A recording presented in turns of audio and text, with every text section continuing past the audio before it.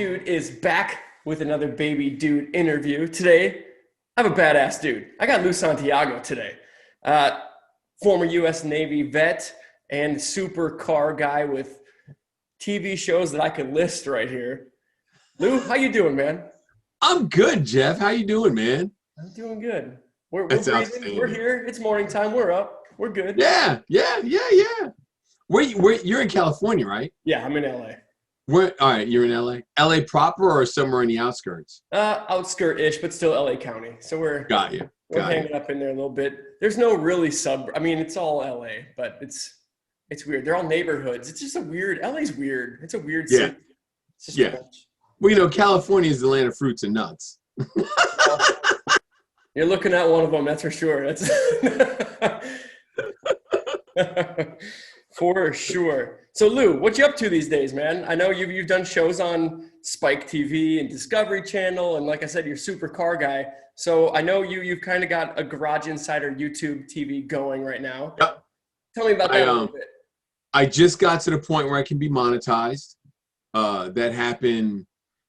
It was Christmas Day, as a matter of fact. It happened Christmas Day. So we're going through the process of doing that. Hopefully it'll happen by the end of the week. We had some problems because they kept saying I had an AdSense account, which I have no idea what. I know I didn't create it because I didn't even know what an AdSense account was. You know what I mean? So I know it wasn't me. So I think we finally got that cleared up. And then hopefully I can start making money at this because I got to start generating some kind of income. Because, the internet thinks I'm worth $4 million. And I'm telling you, I don't know where that money's at. But I would love to have some of it right now because I need it bad. That's one thing I've never thought of. Like, you look up some people with some notoriety and some celebrity, and it says, yeah, they're worth. Who actually checks that, and who does? Like, I have no idea that. Right. I mean, your taxes are public record. They clearly didn't look at them. What? You know what I mean? Because I'm telling you, I ain't rich. Well, let's get this monetized thing done then. Let's get it done. Exactly. I'm working on that. And I was actually going to shoot video on Monday. I usually go take care of it on Monday, go to Wednesday, and then come home. But Christmas Day, I had a health scare. They said I might have had a mini stroke. I didn't think so. I don't know what happened, but it got weird. And I'm feeling better. I got another test tomorrow, and then I'm gonna go work. I got stuff I got to do. I can't be playing games because again, I don't have $4 million, so I'm just gonna go do that and make it happen, man. I gotta start cranking out some more work. Yeah, for sure. Well, we're all glad you're okay, and we want to see this stuff. Get your thing figured out. Make that $4 million back. Exactly. Yeah. And get back on it. So other than just cars, obviously, I do these interviews with dads with extreme jobs or unusual jobs or anything like that. And you're a dad of 4. Yep. And I just want to talk to you about like going from Navy to this car guru to having kids. Like, how did you wrap that all up in one? Because having kids is hella hard, man. Well, I'm gonna tell you, having kids in the military is hard because I was married once before. That's where my first daughter comes from, and then I had 3 with my wife now, Tina. So my daughter, I'm really just getting back to getting connected with her because when we divorced, I didn't see my daughter from the age of 7 till about 4 years ago. And she's 38 yet. She's 38 now. So I'm learning about her because I never had any access to her. And then when my first son got born and my second daughter, I was traveling a lot still. And honestly, the thing that saved us was my dad lived with us. My dad lived with me for 15 years. So it was easier to deal with it because dad was there to help. But my wife is at both my wives, my ex-wife and my current wife, they're Navy. They were also in the Navy. So they knew the deal of deployments and all that, which I really believed helped. But it's kind of odd when you get home and you don't know who this person is and they don't know who you are. So you got to learn who they are. And then just when you start, learning who they are, especially when they're young, you deploy again. And I was a CB, so when CBs deploy, and I don't know what it is now, but we, as a mechanic, you deployed for 8 months. Because you had to go 2 weeks before to do turnover with the outgoing battalion, and then you stayed again 2 weeks to do turnover with the incoming battalion. So, the rest of the main body did a 7-month, we did an 8-month, and we rolled out every 7 months. So, our home ports were cut short by a couple of weeks, which makes a difference, and even when my first duty station, I traveled all the time. I was traveling a lot in the Navy. I traveled a whole lot, which I don't regret, but it definitely makes it difficult because you gotta learn who this person is, just like they gotta learn who you are. Yeah, when it's on and off like that, I look at the situation we're in now with COVID and the amount of time I have with my wife and my family right now. I think it goes one of two ways: is either you guys are at each other's throats, or you get closer. I think I'm very lucky that my wife and I even got even closer during this whole time. So yeah, right. I can imagine like being ripped at this time, ripped at that time. And again, thank you for your service. I know we all thank you guys that served and all that stuff. And but yeah, I can imagine that people don't think about that stuff too when they're not doing it. Is the family life gets torn up. It's very hard. I'm sure. Oh yeah, it's hard, and I know that, I don't know if they put it back down, but I know that I think the Army was doing 1-year deployments. Yeah, it's and it's just hard because you're away from it. You don't know what's going on. I remember when and I'm sure it was resolved, but I remember when we first went to Desert Shield, Desert Storm. I was in Spain. We went from Spain to augment NMCB 5, which was the construction battalion that was going over there, and NMCB 40. So there was 100 guys. There was 200 guys total from NMCB 1. I went to 5. There was another 100 that went to 40. But when all that kicked off, there was this article in, I think it was in the Navy Times. This guy, he was a first-class petty officer. So you figure he's got like 16 years in, and he was divorced, had 2 or 3 kids, and I think one of them was like 14. It was the son. And he wanted to take his kids to his parents somewhere in the Midwest. And, so he puts a leave chit in. He knows he's got to go, and he's not going to leave for good. He's going to come back. They shot down his leave chit and said, no, we're afraid you won't come back. So he turns around and he's got to go. So he gives his 2 oldest kids the checkbook, did everything direct deposit, and he left. And then social services got involved, and they popped him for abandoning his kids. And then all of a sudden, the command's like, "Well, you screwed up." I'm like, "I put in a leave check." What else are you gonna do? Because now at that point, the command is trying to cover their ass, so they're going to try and dump it on him. So he's the bad guy. I don't know how it turned out. I would imagine that it got straightened out, but that was totally unnecessary. But you hear weird stories like that when you're in all the time. You're deployed and you can't get home, and there's a problem with the kid, and you should be home, but you can't leave. There's all kinds of weird stories that circulate, and you got to decipher what's true and what's not. I mean, hell, I called my wife when cell phones were first coming out. I called her from an active war zone. Hey, I love you. I just want to let you know I'm alive. Got to go though. And she gets mad at me because I tell people that, but I've done dumb stuff like that my whole life. So that stuff's just wild. I can't imagine doing that. And like you said, you kind of lost touch with one of your kids. Yeah. But I mean, they're your kids, and this is why we do it. Baby dudes, like all of us dads, you don't stop being a dad. So whether you reconnected at 4 years ago when she's 38 or whatever, you're still her dad. So I think that's good for you guys for like. Well, she found me. Oh, awesome. Because I was trying to find her and I couldn't find her. But she found me. She saw me doing muscle car. Awesome. She was flipping through the channels and found me. And she tracked me down, and that's how we reconnected. That's got to be a holy shit. Like that's my dad, right? Like that's. Yeah, exactly. Yeah, wow. Exactly. Wow. Yeah.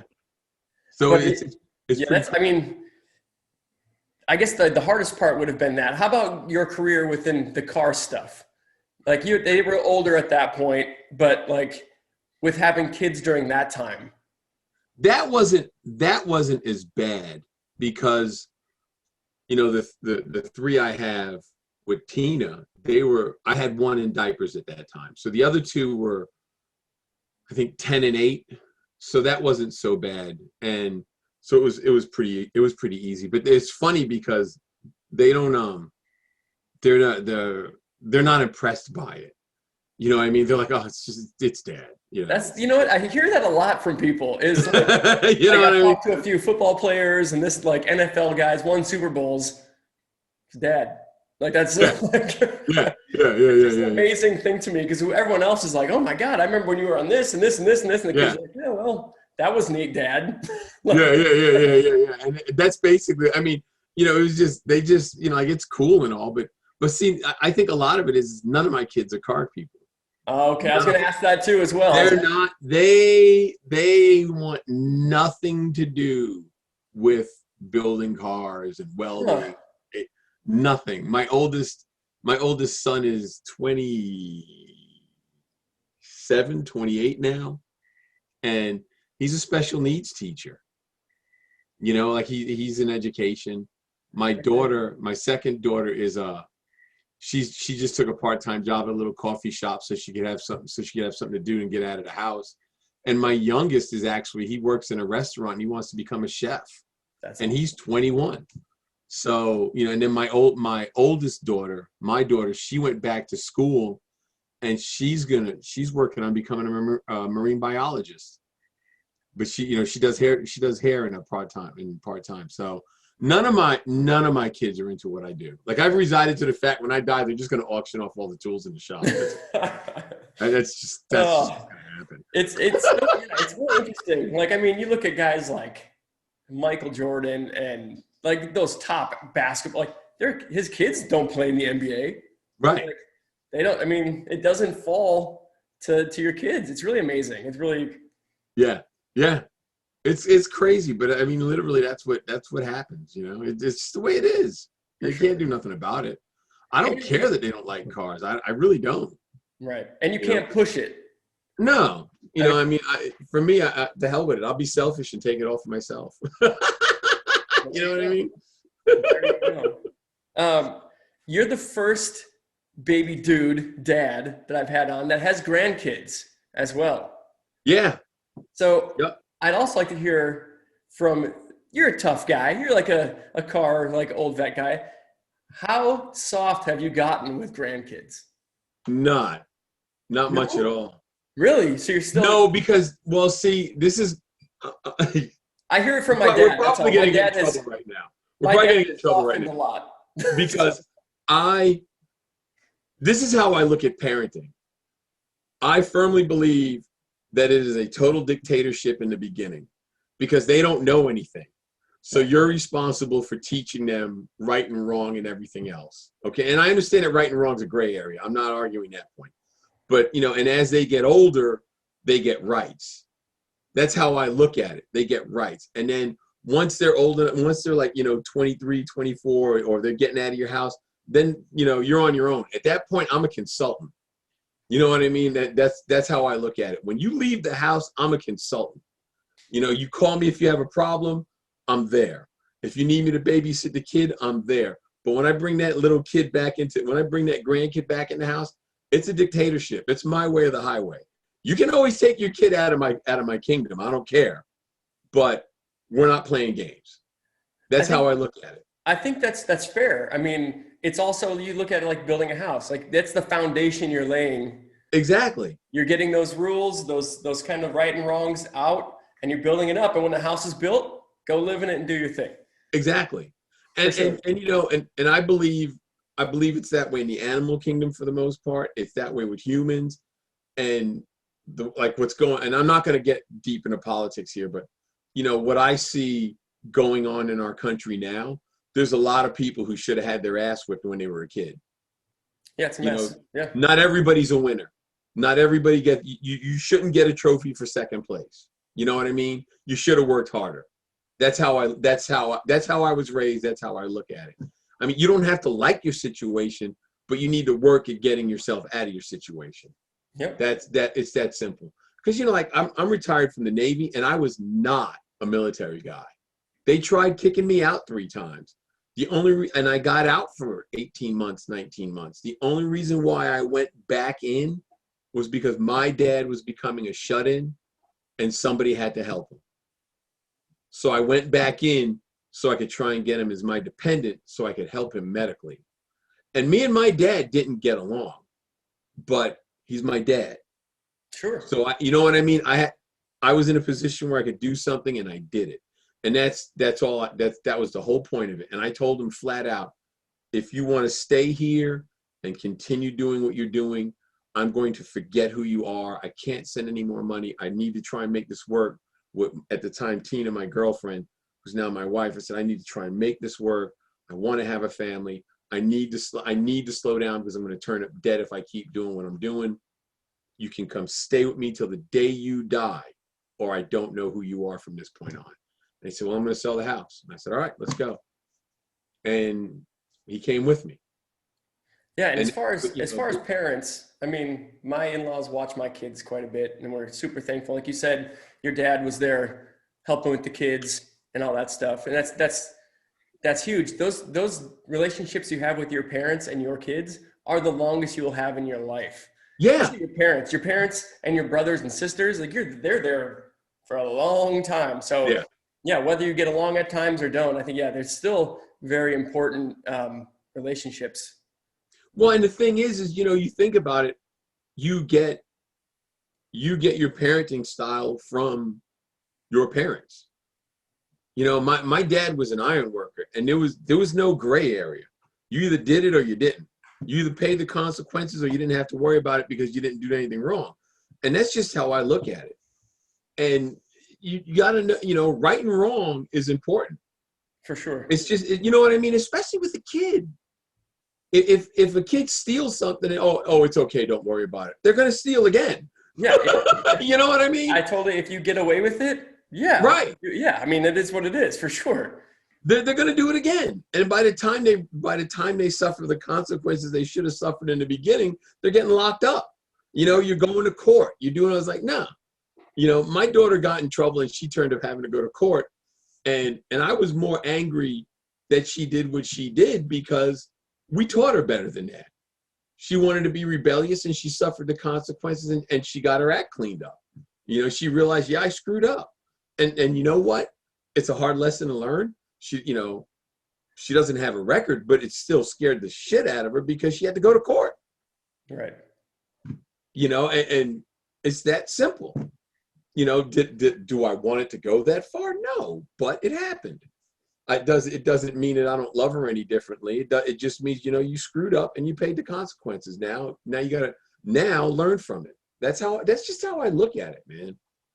Yeah. And I think you're totally right that it just falls from how you were raised. I'm sure you see it in your kids now raising their kids. I'm sure it kind of falls to the same way as well. Yeah. Oh, I'm sure it will. I'm sure. I mean, it changes a little bit, but the basic foundation stays the same. Right. And I'm not saying I'm a great dad, but I firmly believe that me and Tina gave them a good foundation. For sure. And I believe that. Yeah. And like you said, will they be different? There'll be some differences for sure, because they pull from you and then they kind of add on what their own is. And then it just like your parents did for you, and then you added on stuff. And it's really a big thing to like shape a life. Like that is like, what else is more serious? It's a full-time job. Yeah. And you're actually, even with my kids being older and starting to have kids, we still get the phone call. What about this? You know what I mean? How does this work? What am I doing? You still get those, you get those calls, you go visit them and you get that conversation. So yeah, it definitely makes a difference, and you have to take the good with the bad. You have to be able to look at it objectively when they're older. I mean, that's why I say, I'm a consultant now. I'll tell you what I think. You don't have to take it on board. You don't live under my roof. You don't have to do it. But I'm telling you, this is how I would do it and why I would do it this way. That's what I try to do now. For sure. I think that's great dad advice for sure. On the flip side, Lou, what's your new show showing us? What are we looking at? My new show is Garage Insider TV on YouTube, and I'm essentially teaching. I'm teaching you how I build what I build. And the reason why I'm doing that is because when me and Jared first got into TV years ago, it's 15 years ago now. When we got into TV, we had made a conscious decision to not do all the BS and all the fake arguing and all that. We didn't want to get wrapped up in that. And we were also the first people at that production company that was building stuff at that next level. Like it wasn't just putting on parts. We were actually fabbing parts for the car and body panels and all this. So we just decided to teach because we figured that would be the best way to do it. And there was such big builds that was the only way we could fill time, because someone had to build the car so we could put the parts on it that they wanted us to put on. You know what I mean? When you got to replace the firewall in the car, you're not going to put an engine in without the firewall. You know what I mean? So we would have to put all that stuff in, and it worked. It worked. And, then when we did Ultimate Car Build Off on Discovery, I was just explaining what they were doing, but it was just a different angle on the same story. And now CarFix was that way, but CarFix because of time and because they didn't want to have big projects more than anything else, we really didn't do what we wanted to do. Mm-hmm. So now I'm doing it step by step. And like right now here talking to you, there's nobody working on those vehicles advancing the progress on them. Right. When I go to shoot that car, that car or that chassis is exactly the way I walked away from it. So that's the only way it advances is because I'm from your hands. And I'm explaining why I'm doing it, how, the way I'm going to do it. And I always offer options, why I'm doing it that way and what I'm using it, what I'm using to get the job done and basically where to get the parts from too. I think that's great. And I think this is kind of stuff where, like you said, was it your son that's in education? Mm-hmm. Shop classes can look at this kind of stuff too. So it's not just like a how-to for just people who are like, hey, I want to fix this part of my car.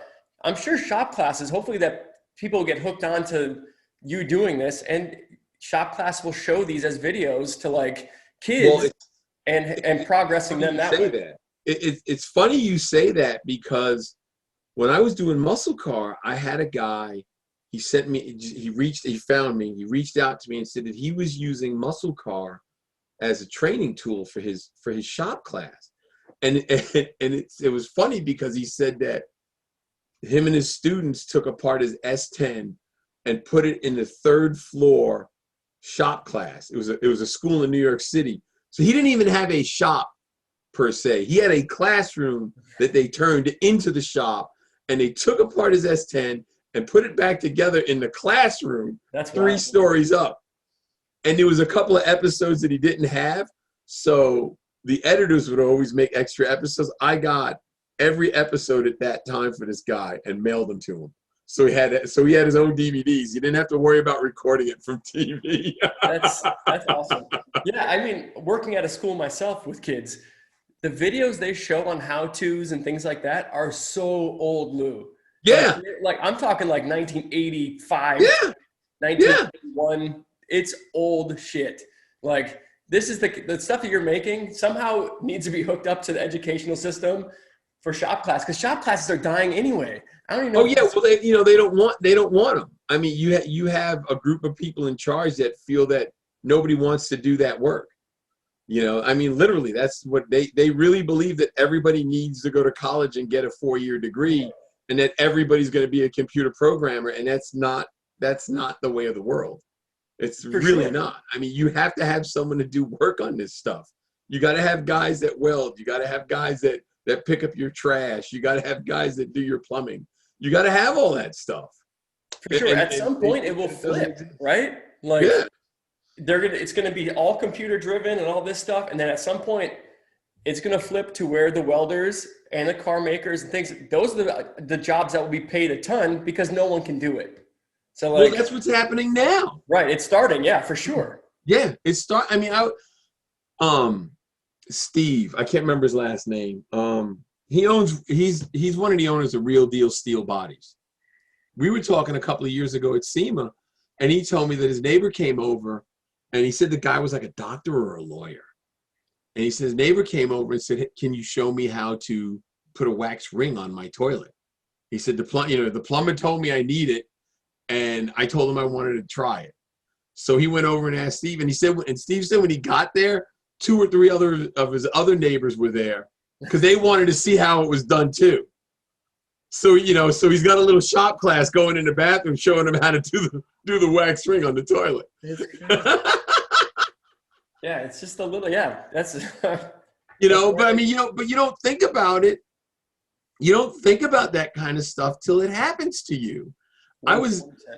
And this has happened several times to me. I had a guy when I was in Tennessee come up to me and he goes, "Hey, are you Lou Santiago?" I'm like, "Yeah." He goes, "Man, I want to thank you." For what? What do you? I don't even know you. He goes, "Man, I found your show. I watch your show. I'm a computer programmer, and my dad always took the car out to be serviced. I always take my car out to be serviced. Watching your show gave me the confidence to change my own oil." And I told him, "Man, I hate changing my own oil." But on the other side of that coin, here's a guy that never did this before, and he said, he goes, "I did research and got a good set of jack stands. I got a good floor jack, and I changed my own oil, and it's great." And I'm thinking, I never in a million years would have thought turning up in TV would give me that kind of reach. Absolutely. I would have never thought that any of this in all these years now would lead me to sitting here with doing an interview with you. Like every time I do an interview with somebody, it blows me away. You know what I mean? It blows me away that I can call someone like Bill Goldberg and he takes my phone call. It's awesome. Because he's a star in his own right. I don't consider myself a star. I'm just a guy who got lucky and turned up on TV building cars. Because I'm going to build a car anyway. It doesn't matter if I do it on TV or if I do it when I leave here and go down to my shop and work. It doesn't matter. I just look at myself as a car guy who just happens to be on TV once in a while. Yeah, dude, you're doing a great job. And like you said, it gives people confidence and it's accomplishment. Like if you're a guy who doesn't know how to change an oil or a tire or whatever, and you teach them to do that and they do it, that feels good, man. It feels good. Yeah. Yeah, I still get jazzed about when I build a car and it leaves the shop. I get jazzed about it because I built it. Hell yeah. And I started messing with cars when I was 13. I'm going to be 58 in May. And I still love it, man. I don't want to do anything else. That's awesome. I love building stuff. And it's weird because my mother was a teacher. And I always thought maybe I should be a teacher. I teach part-time actually. I teach guys how to build cars. But I'm not a school guy. School's really, really hard for me. I'm dyslexic. I've got a laundry list of stuff that's wrong with me when it comes to learning. But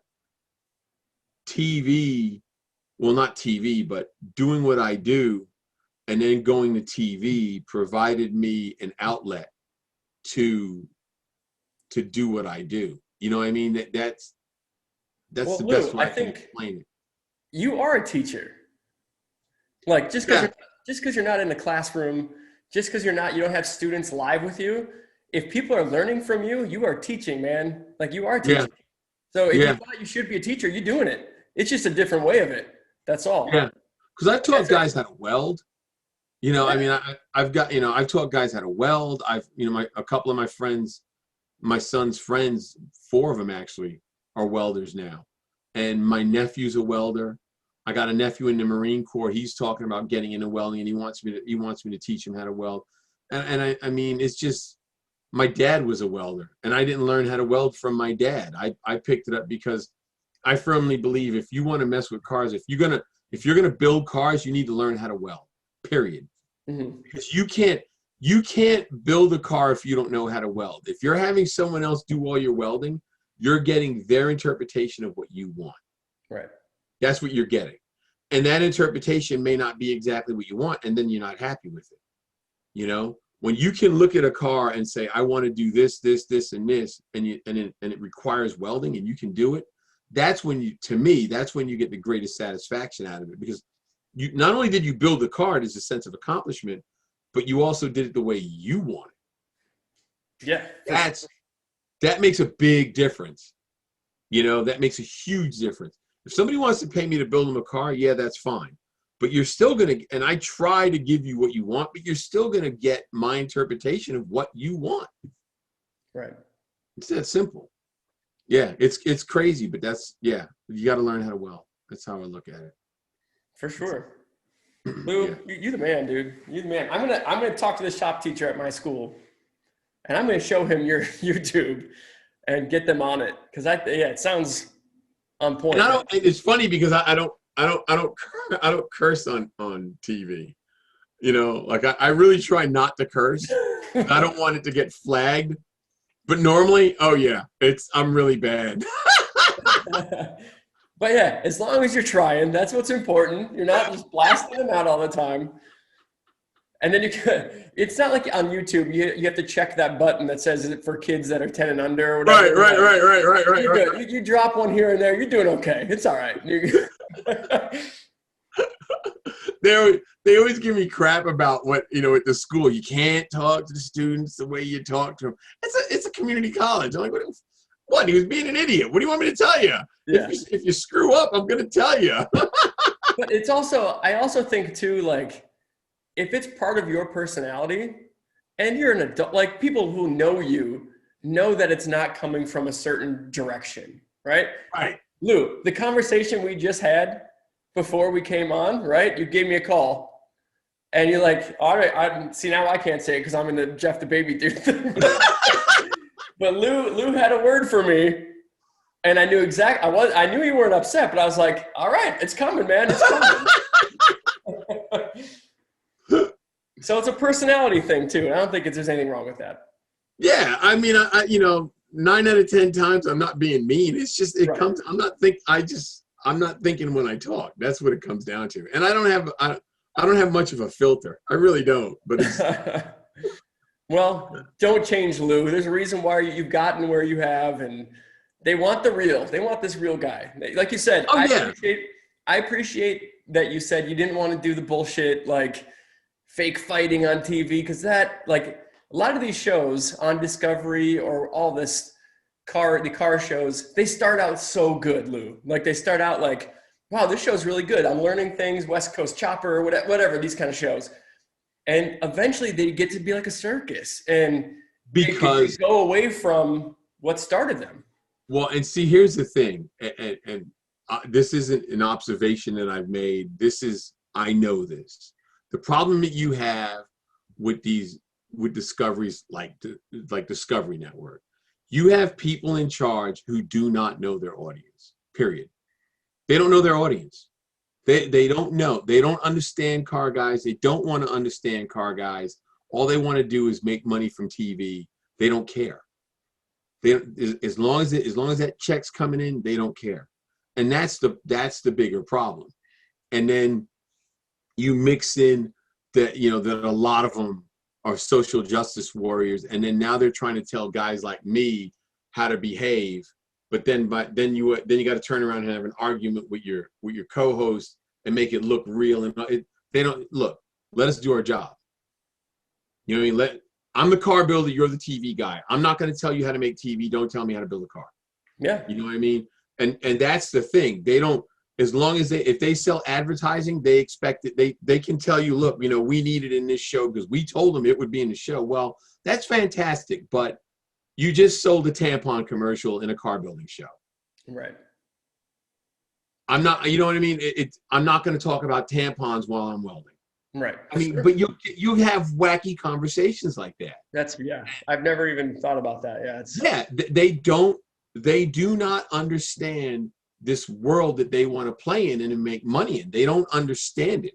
You know, there was it was probably 10 years ago now. They had they tried getting into when oh God, it was 4 states. They did that one show, Trick My Truck. It was on CMT. It was when Trick My Truck was really big. Discovery jumped into it, and they found a place in Texas, and they did really cool custom dump trucks. They were working trucks, and it was a Mexican family. But what they don't understand, and this is what I mean by they don't understand the people that they're trying to get to do TV for them. You know, that whole Spanish culture is a different culture than it's a subculture of what we have in America. Like you're not going to see for the most part a kid who's Spanish, Mexican, Puerto Rican, Spanish from Spain, whatever, arguing with their elders, not just their mom and dad, with the grandparents or any elder for that matter. Mm-hmm. And yet they've got them they're telling them that they got to argue with their dad. Right. And you could see that the people were just uncomfortable because they don't know. You know, the people telling you to do this don't understand the culture that they're playing with. Right. And that's you know, you're talking about the automotive world and the truck world, and then you have a subculture in that world of Spanish. And now it doesn't work. You got to let them do what they do, and then you're there to narrate it, I guess would be to document it. But they don't understand that. Right. And that's why they have so much trouble. That's why these shows, they go for so long, and then all of a sudden they go away because they get stupid, like you said. Yep. It's because they don't understand it. Yeah. I totally agree. I look at what's another one, that the Pawn Stars. Like that started out as a cool show, and then I'm like, what? Do they still sell stuff on that? Like Right. And it's just it gets way off topic and way beyond the whole deal. Well, Lou, I'm glad you're going to be doing it your way on your YouTube. You're getting it done. The GarageInsiderTV.com.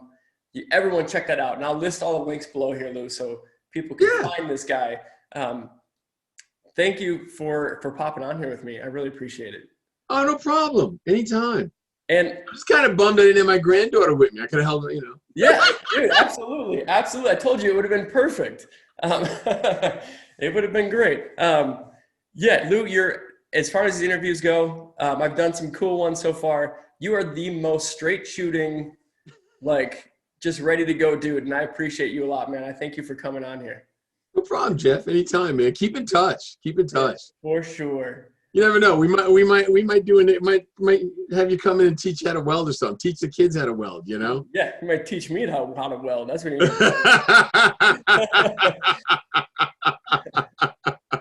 And I'll take that from the pro over here for sure. We'll have everybody striking an arc and mess around. Right.